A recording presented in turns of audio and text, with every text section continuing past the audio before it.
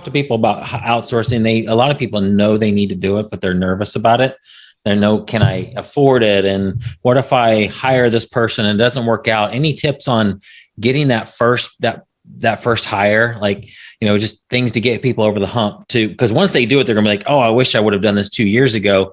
But as you're talking to Amazon sellers and other business owners, how do you, just any tips on getting over that hump and actually making that first hire that it doesn't have to be as scary as it sounds like it is?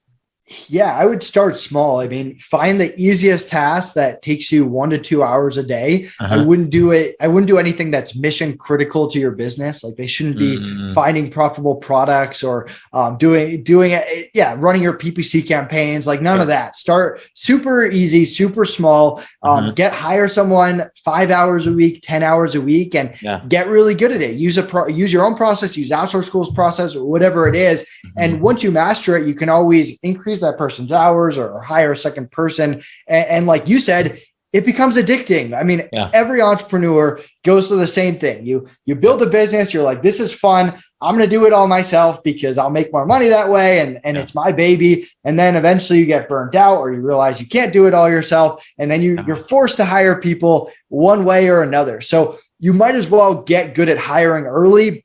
And to me, it's like financials. Like there's very few entrepreneurs that succeed by not hiring well and not knowing their financials.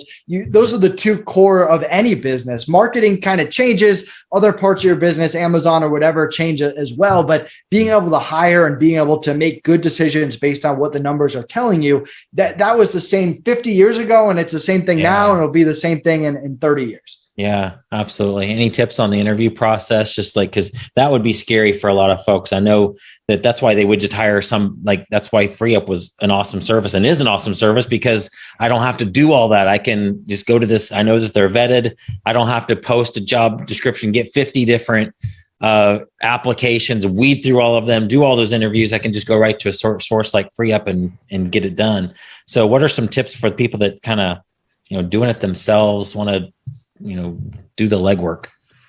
Yeah. So I think the mistake a lot of people make is they're just focused on the experience. They'll dive into their Amazon skills, their VA skills, whatever it is. And that's one part of the equation, but how they communicate and what their attitude is are just as important. So when we're hiring anyone, whether it's US or in the Philippines, we're looking for that trifecta. Obviously, we want them to have the experience we're hiring for. That's a factor. But we also want them to be able to communicate at a high level with us. And that can be as simple as speaking English, but it kind of goes above and beyond that too. We don't want to have conversations with people that go in circles. We want them to be able to communicate with other people on our team. We want them to be able to not ramble and directly answer questions that we ask them. So communication, incredibly important.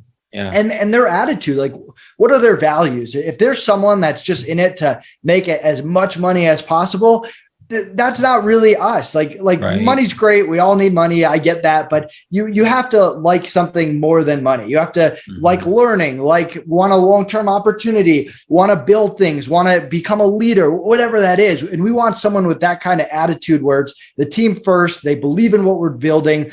They want to see the company grow, and we want to pay people fairly, but money can't just be the end all be all for anything, because at the end of the day, no matter how big your company is, no matter how much money you have, there's always going to be someone that can pay more money than you can. So if money is the only thing keeping people around, that's going to backfire on you at some point in the future. So look for that trifecta, that communication, attitude, and experience. Yeah, that's good.